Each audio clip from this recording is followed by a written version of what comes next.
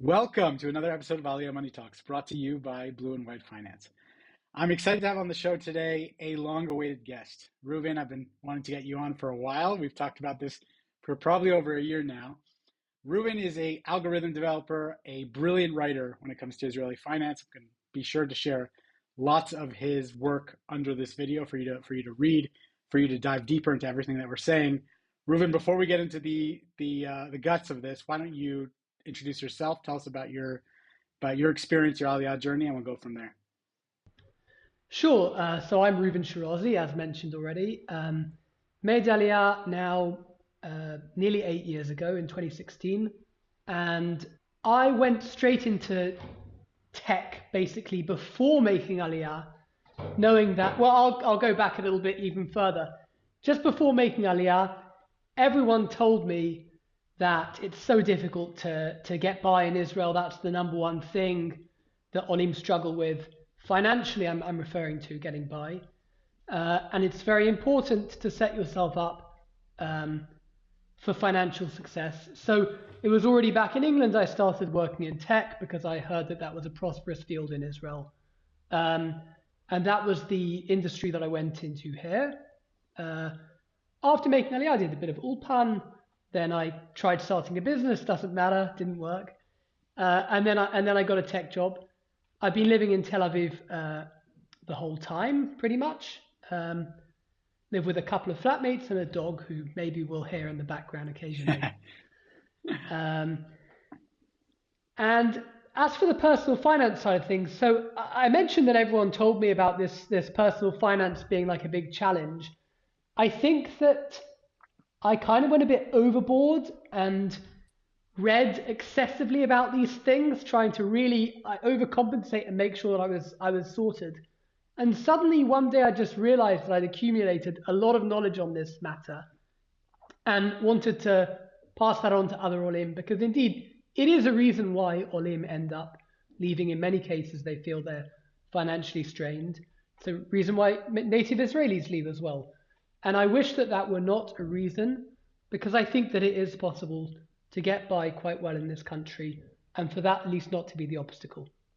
Yeah, no, we agree 100%. And I think it's worth saying that, both Nadav and I read all of your stuff. It was one of the original inspirations for us to kind of work harder on getting out more knowledge, more guidance, more information to people that, it's a lot of the barrier here is just trying to understand the system and how to make the most of it.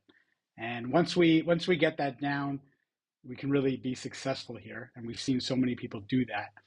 One of the things we want to do today is a little bit different than the usual interview format. We want to kind of get into these personal finance issues. We all spend time on the different Aliyah groups, the different Olim groups, with regards to finance here in Israel.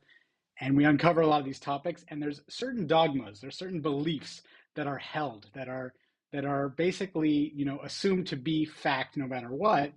And one of the most important parts about personal finance is making finance personal, actually looking at the issue for yourself, actually getting into the data and applying it to your own situation and not accepting things as fact. So I want to throw some myths at you, and maybe they're myths for some people, maybe they're not myths for everybody, but I want to throw these at you, and I want to kind of try to break them down, help people understand kind of some of the layers behind understanding this. So let's start with one of the, I'd say most popular, which is to do with real estate. I just had a great episode on real estate. But one of the things you hear people say right away is rent is throwing away money.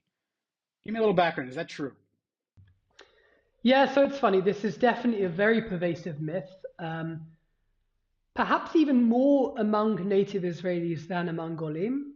It's something that, home ownership has become this great value in all the countries that Olim come from and in Israel. In the US and the UK and Australia, home ownership is a big value, as it is in Israel. There are other countries where it isn't a big value at all, like Spain. The vast majority of people are rent.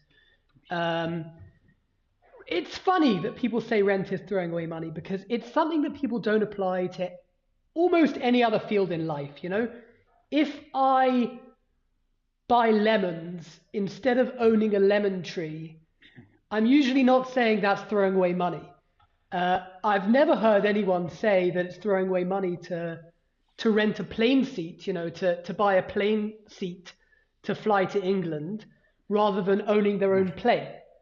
Um, and so immediately you'll come back to me and you'll say, well, those are different. Obviously I'm not going to own a whole plane. That's very, very expensive. But that really uncovers the root of it, which is that in everything in life, there's a trade-off. By owning a plane that I don't know how much a plane costs, let's say $10 million, I have no idea. You could be doing other things with that $10 million. And in the case of the lemon tree, it's not free to have a garden with space for a lemon tree. You're going to have to own extra land for that.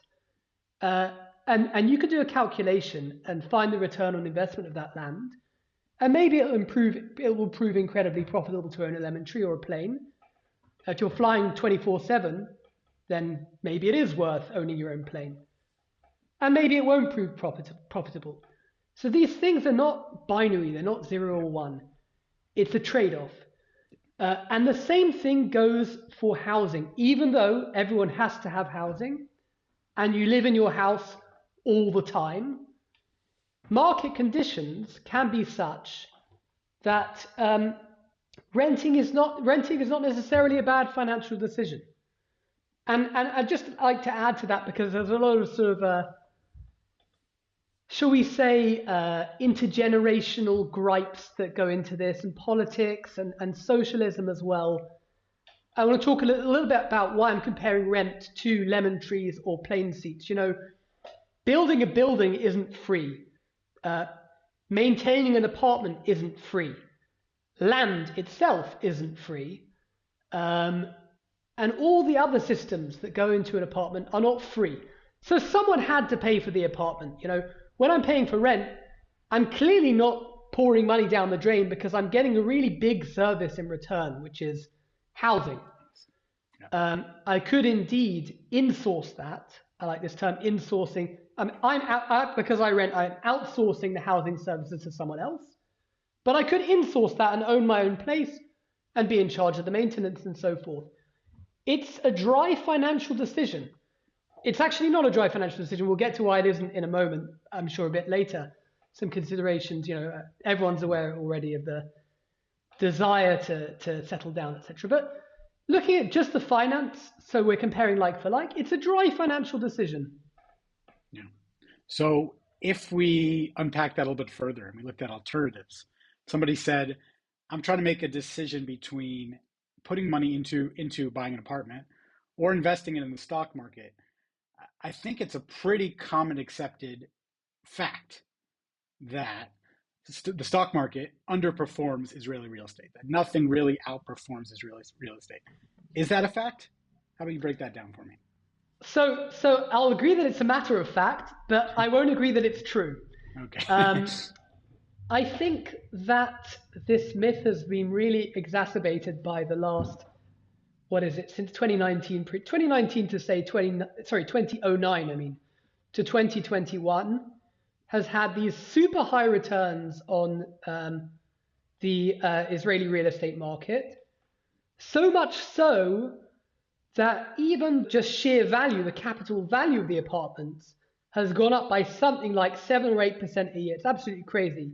And that's your expected, plus inflation, and that's your expected long-term return on the stock market. So you'll come to me and you'll say, well, great, I'm getting 7 to 8% return on capital, plus all the income on either I'm renting it out to someone or I'm saving on rent myself. So it's a great return, sure. But as with the stock market, we have to look long-term. If I just look to the S&P 500 between 2009 and 2021 or to the present day, I would see an even more lucrative return. So what I was saying before, it's a dry financial decision. I actually crunched the numbers. There's an article on my blog, Remember the Fish, which deals with, basically, I'm very systematic about it, and I left nothing out, I think. Please comment there and correct me if I'm wrong. And I did a long-term analysis from basically when you start getting good quality data on Israeli real estate. They have a special index for it. And I found that since like the 1980s, or maybe I took the end of the 1980s when the period of hyperinflation ended, um, you're getting something like a 3.5% at worst to a 6% at best annual return after inflation, I should say, and including the income component, that is to say, including the rent After that you're expenses as saving. well, right? And after expenses, yes, I think I deducted Yeah. a little bit of money for maintenance. And there's indeed one of the points that I make there is, when I'm renting, I pay however much it is to the landlord. They have to now take care of maintenance, but people who are owning have to take care of their own maintenance, and they're not always taking that into account when they're making their initial decision. Now, 3.5% to 6% after inflation is a very admirable return, particularly as you are indeed inflation proofed. You're owning a piece of something very real, and those are the kinds of things that are inflation proof. And for many people, that will be a great return. And for most people, that will be the best return that they see because they're not investing in the stock market. But the long-term average return of the stock market, it has to be said, is higher than that. Yeah. We're talking something like 7% per annum is the very, very long-term average. Plus inflation, right? Plus inflation, yeah. Right. Good. So these are important things to consider. Like we said, there's many pros and cons to real estate, but it's very important that you apply these lessons to you actually look at real data and you apply these specific pros and cons. You weigh the choices for your personal situation and not just kind of accept dogma, accept kind of beliefs around personal finance because they just might not be applicable to you. If we touch on one last point before we get on to myth number 2, how do interest rates impact it? If I'm looking at a specific time period where interest rates are high, where I expect to have a pretty high mortgage, how would that impact, how would that factor into my decision? How would I compare that in terms of what rent I might have to pay and what price to rent ratio is at the time? Speak to a little bit of those calculations so the listener can think more about the specifics here. Yeah, so I don't want to give the wrong message. Renting is not better than buying in all market conditions. It really completely depends on your market assumptions, and there are a lot of inputs. One of them is the assumed interest rate. One of them is the price to rent ratio. That is to say, the building I'm living in is worth, 3 million shekel, and I'm paying 10,000 shekel a month. Then the price to rent ratio is 3 million divided by 120,000. That is to say, the annual rent. That's another input. There's so many inputs that would need to be taken into account. I did actually build a calculator for this with my friend Jacob. It ended up being such a complicated calculator that I think it was basically unusable by anyone except its developers. Interest rates are going to influence a whole lot of things, mainly because people who are buying apartments are usually leveraging. And as such, that is to say, they're taking a mortgage, for anyone who doesn't know what leveraging is. And as such, the amount that they're going to be paying in interest on the mortgage is going to greatly influence how affordable it is to buy. But then I should add that has knock-on effects on the prices in the market, because when the interest rates go up, mortgages become less affordable, fewer people are able to buy, and you have a bit of a crunch and prices go down. But in a basic sense, the higher the interest rate, the less affordable it is to buy, although then apartment prices go down, so the more affordable it is to buy with cash. And then it's also going to influence rent. Yeah, we won't dive too deeply into the math today, but I think you can get a basic understanding that these are complicated decisions, and there's no kind of set fact here of which is better, and you really got to look at your personal situation and go from there. If we jump to myth 2 now, which is Israel's private pension system is a Ponzi scheme. You're putting money in, you're not getting money out. Is that true? Is that a fact? Yeah, so I think there's a few things that are behind this if I want to slightly psychoanalyze first. Firstly, the pension landscape has changed dramatically in the last 30 years. And these kind of attitudes take a little bit of time to filter down and create belief. I'll talk about that briefly in a moment. And the second thing is, I think, we still have these kind of chimp brains that are unable to fathom very long periods of time. We laugh at babies with their lack of object permanence, but as adults, and even people like me and you with high financial awareness, can really struggle to fathom the concept that things will by and large be the same when we're in our 60s and 70s. Okay, maybe we'll all be going around in hoverboards and stuff, but the basic financial institutions haven't actually and basic things like property rights haven't really changed since the Industrial Revolution, kind of thing. These are system, and even before that. I'm alluding to a lot of things that I'll come to a bit more explicitly later.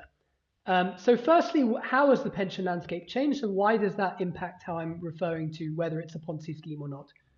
Until the early 2000s, when Bibi as finance minister introduced significant reforms to pension, dramatic reforms, pension was largely done through a defined benefit system, which meant that you would be guaranteed some complicated calculation, but basically something like a pension of 70% of your final salary, let's call it that. And in the early 2000s, we moved to a defined contribution system. That is to say, you're not guaranteed anything at all upon retirement. You have to contribute at a certain rate. That money is invested by financial institutions, and however much it grows by, you reach some amount upon pension age, let's call it 2 million shekel for the sake of argument. That's divided by some constant factor that's decided based on your life expectancy and a couple of other factors. And let's call that factor approximately 200. And so we're going to pay you a pension of 2 million divided by 200, that is to say 10,000 shekel a month. And the contribution rates were determined by the government at the time to try and aim for something that would roughly be equivalent to 70% of your final salary. But it's not guaranteed. It could be higher than that if the market returns are better, and it could be lower than that if the market returns are worse. But the idea that it's a sort of Ponzi scheme is much less true now than it was in the past, because the government is not creating for itself these huge liabilities, or companies are not creating for themselves these huge liabilities that could end up not being met. Rather, there's a solid pot of money that is yours, and it's invested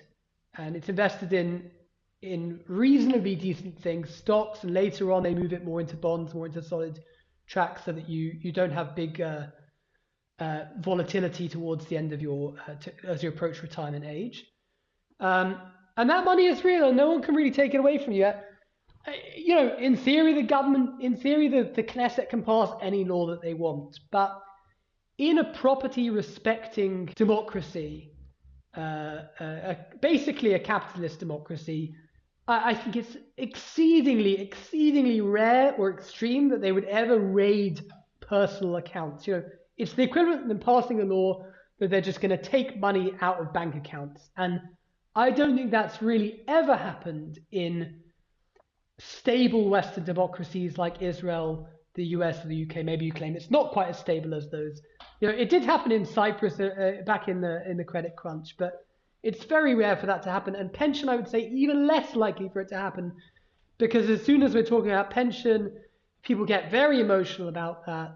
The trade unions start getting involved. They threaten to strike because they're very concerned about their workers' rights. It's just very unlikely that anyone's going to touch that. There is a risk. The risk is now a market risk. So you don't know, as I said, you could end up with zero in principle. That's very unlikely because it's invested sensibly, and you could end up with more than 70% of your final salary. And once it becomes a market risk, you can analyze what you're investing in and make sure that it's being invested in the right things, and that you'll be left with a decent pension fund at the end. The one thing that I would say might change is we're talking about private pension funds. I reject the claim that they're a Ponzi scheme. The public Bituach Leumi state pension, perhaps you could argue that it is, although again, there are always new people being born who are funding the old people. So it's not really a pyramid scheme. It's being funded by a real thing, which is new people coming along and working. Right. And the other risks I would say from government are the retirement age could be increased, so it could be longer until they're able to access the pension fund, and they could potentially try and mess with how investment companies invest their money.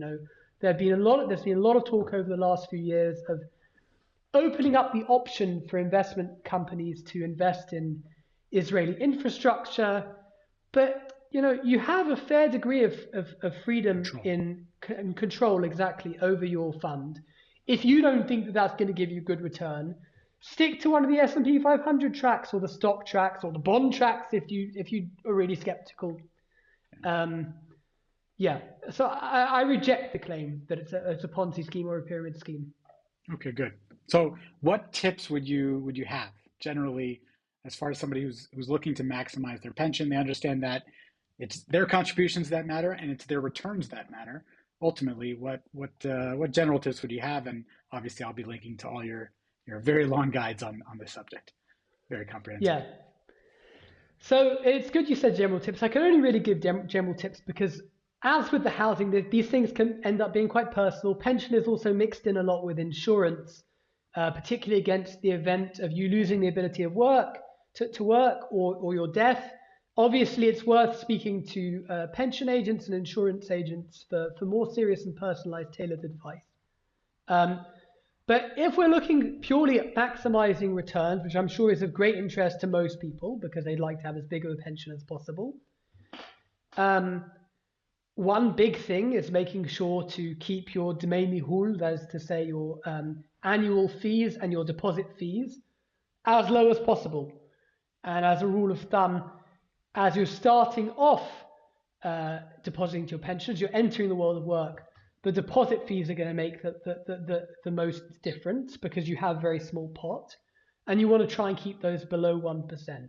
Yeah. And as you start building a bigger pot, you've been in it for maybe 5 years or so. This is Nadav's rule, by the way. It's a great rule of thumb. You want to end up making sure that your annual fees are very low. Try and keep those below 0.1%. Now, those are just general guidelines, and it's not always possible for everyone, and it depends on which company is managing your fund and so forth. One thing I would say not to do is to pick the fund manager based on what everyone says has got a decent return recently. I've now been around for long enough to remember that everyone said that, who was it who had the really good returns for many years? Altshuler Shacham. They were the darling of the pension landscape for many years, and everyone was saying, wow, look at their returns over the last couple of years. They beat everyone, particularly in their stock track.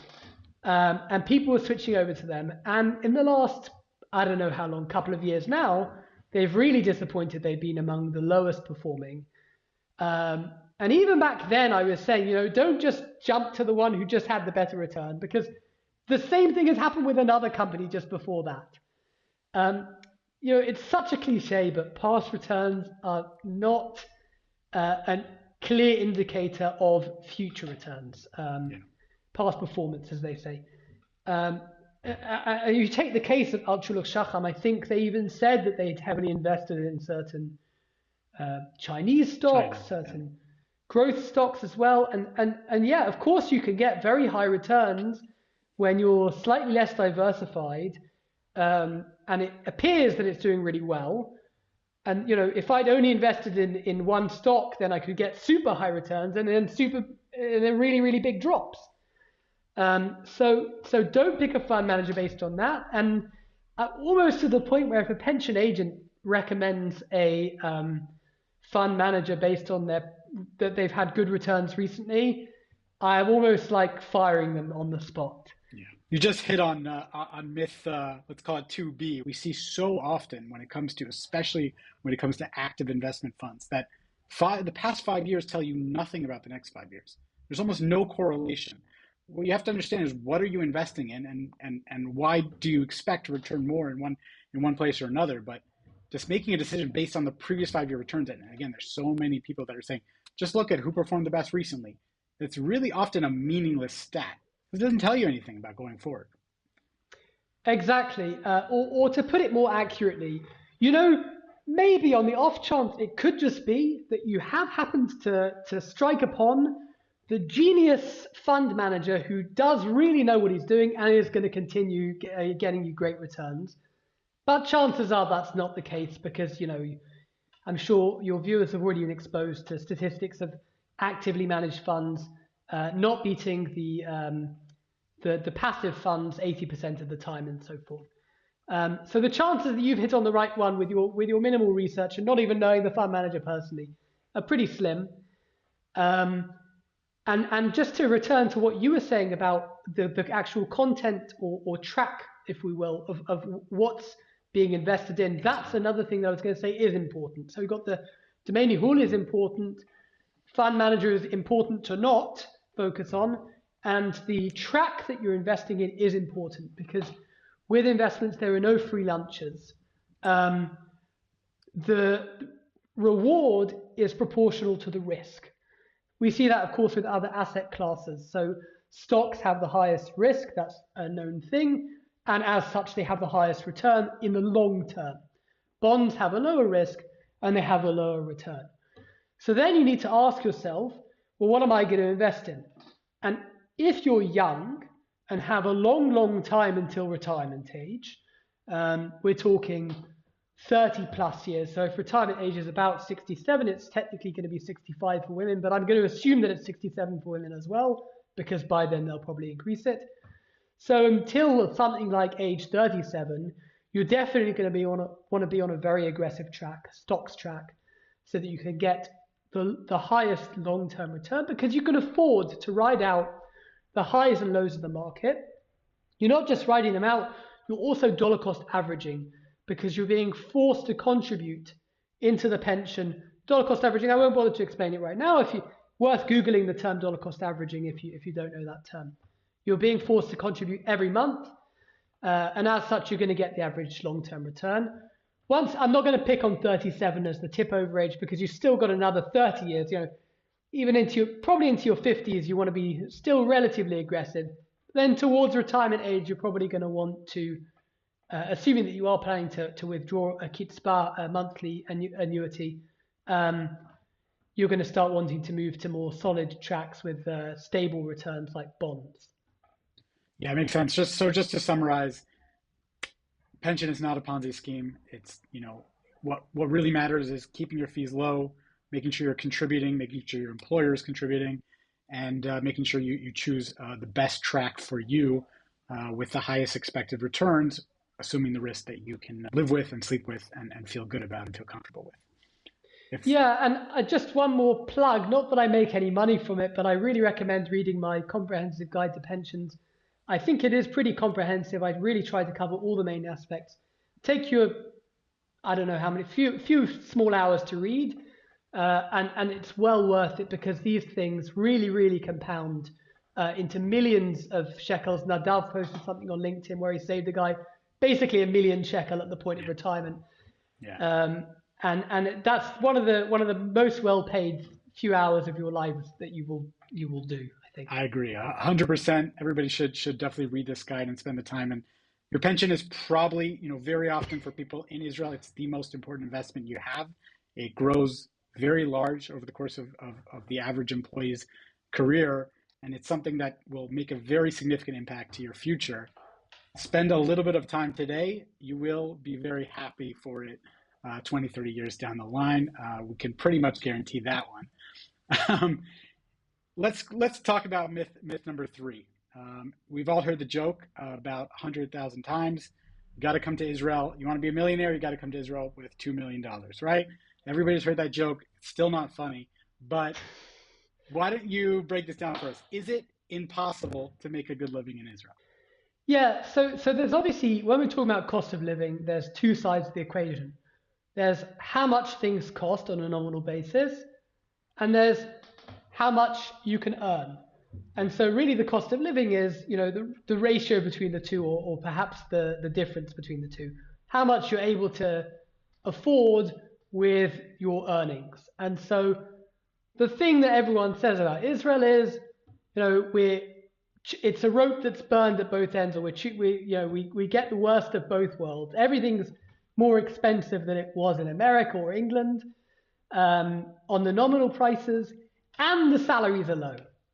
And the taxes are high, and we don't get any public services and everything. I first want to say that there kind of is an element of truth in all of those things. I'm not going to necessarily call this one a full-on myth, because Israel does have some severe structural problems that do need to be addressed on basically every one of these fronts. I think I'd definitely agree on the amount of public services that we get through our taxes is pretty low comparative to other OECD or Western countries. The tax burden itself is actually not that high, by the way. I actually have a secret calculator that I keep to myself comparing Israeli income taxes to UK taxes, and the UK taxes wind up a little bit higher actually for most regular salaries. But I would agree that in the UK you get better public services, though the healthcare service here is pretty good. I'm meandering a little bit here, but let me try and be a bit more systematic. On the nominal prices being higher, I'm not sure that's true for all areas and all goods, and doing a like-for-like comparison is difficult. So let me break down what I mean by that. We can quantitatively check whether it is true for all goods, and I can tell you for free, having just gone to England and visited my parents, and they're being very frugal, shall we say, with putting on the heating, even putting on the oven. The electricity prices there are dramatically higher than they are here. I think it's something like 30 pence per kilowatt hour, which works out as about 1.3 shekels at current exchange rates, whereas here we pay 60 agorot per kilowatt hour. So electricity, there's one category where it's not just cheaper here, but dramatically cheaper. The classic thing everyone likes to bring is the cellular, the phone contracts. I pay 20 shekel a month for basically unlimited data. I'm not going to enumerate all the categories, but a lot of things are now actually a little bit cheaper in Israel. Some things are the same price. When I first got to Israel, electronics were quite a bit more expensive, but now there have been a few market reforms and just possibly a bit more increase in competition. And I've actually noticed that now electronics, which I used to only buy in the UK, they're basically the same price here. Same thing with white goods, dishwashers, fridges, and so forth. So we're now got pretty standard prices there. But I'm not going to deny that in large categories, there are things that are more expensive and even dramatically more expensive, particularly food markets. But just to say why comparing like for like is not always easy, there were always these headlines about cost of living in Israel as compared. Tel Aviv is the most expensive city in the world. Oh, now it's actually the 8th most expensive. It's very difficult to compare between different countries because in some countries you get something for free that would not be free at all in other countries that we don't even think of as goods or services. And I'll explain that in a moment. And the other thing is that lifestyle is very different between countries. So on the first point, get things for free that in other countries you wouldn't even consider as goods or services. So for instance, I live a 5-minute walk from the beach. If it's particularly important to me to go to the beach in a hot Mediterranean country, then I would add that into my personal cost of living basket, and it would come out to be free. And if I were living back in London where I grew up, then to get to a Mediterranean beach, I'd have to go to the airport, get on a flight, go to the Algarve in Spain, and go to the beach there, rent a property there. This example may seem a little bit flippant because it's not a basic good, but we don't only spend money on basic goods. And to give another example, in these cost of living baskets, they usually include, for instance, seafood and pork, and very few people in Israel are eating either of those things. So it doesn't really matter to us either way how much those things cost. Just to give one more amusing example, they're not including in those baskets things like tefillin or talitot or a shofar or something, which with all of these examples, I'm not claiming that they're large components of my annual expenditure. Um, if I were buying pork, it wouldn't be a large component of my annual expenditure. And what I do spend on Judaica is not a large component. But it all makes the point that when comparing between different countries and different cultures, it's not so easy because we live our lifestyle in different ways and can end up being just as happy in each case. So while pork may be very expensive here, chicken is comparatively very cheap.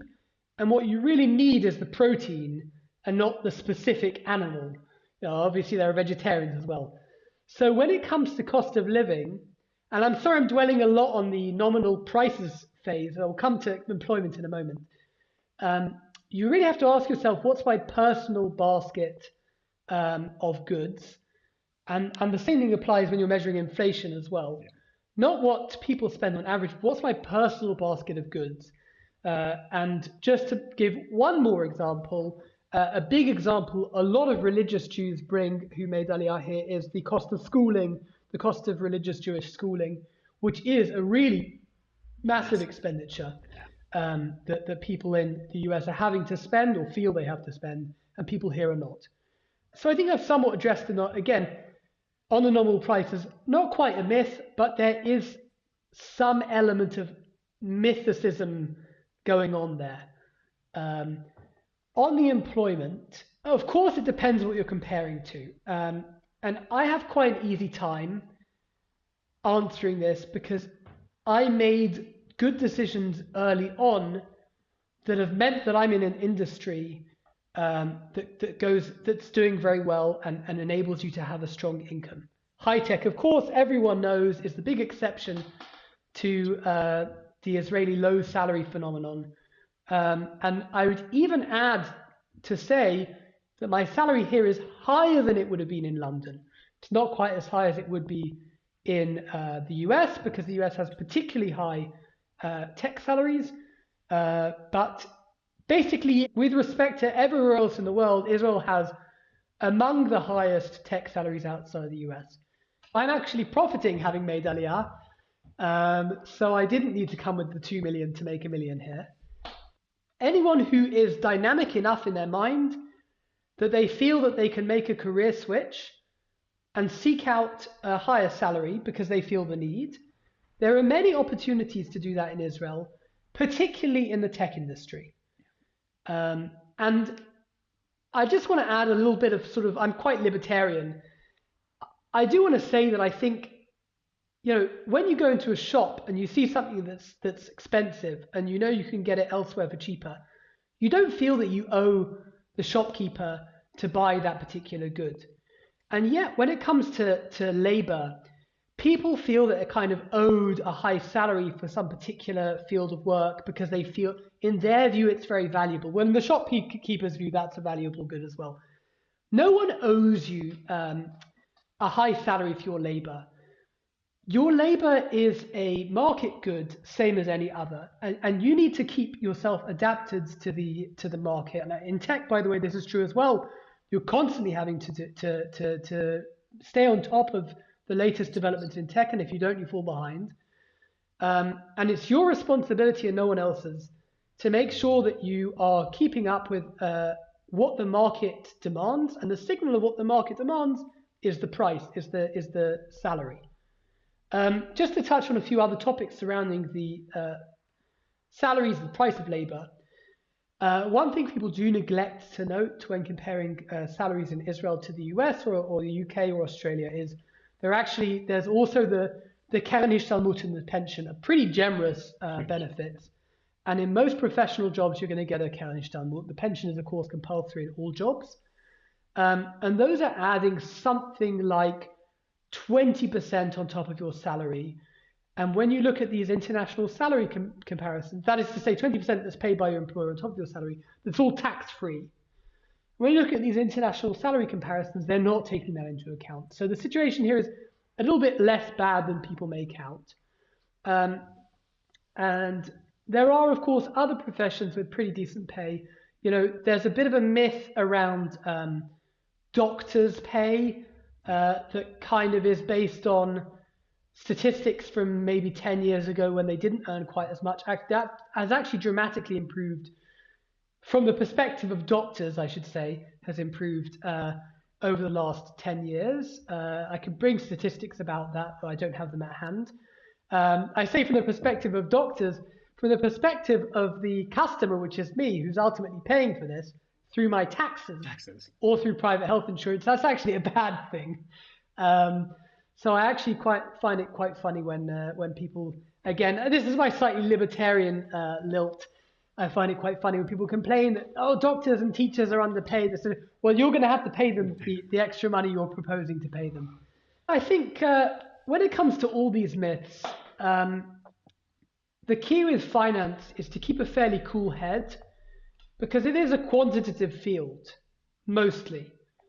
You want to try and separate out the quantitative side from the emotional side and say, what are my values and what are the things that I'm trying to achieve, and what am I willing to spend on them? So when we take the housing example, okay, I did a calculation. Actually, renting is cheaper than buying, but I'm sick and tired of dealing with landlords, and I just want a place where I can decorate it myself. And I'm sick and tired of moving every 5 years, every 3 years. I've got children. That's going to cause them stress, etc. So now what I can do is I can look at the quantification, and I can say, okay, how much extra is it going to cost me to buy?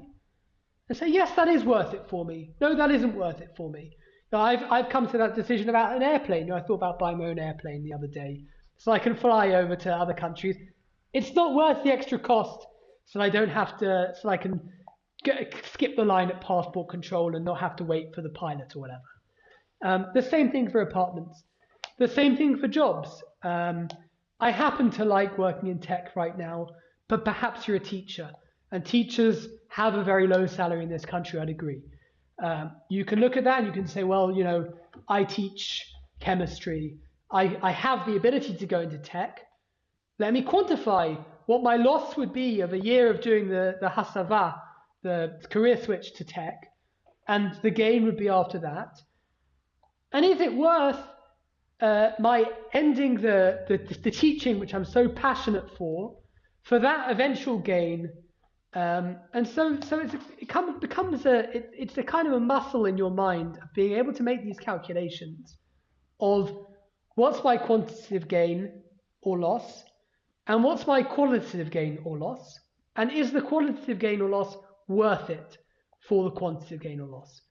So I think that's a great way to finish this off. That's really, I mean, we got to keep finance personal. We have to take emotions out of it and try to really look at the facts, look at our situation, weigh the pros and cons.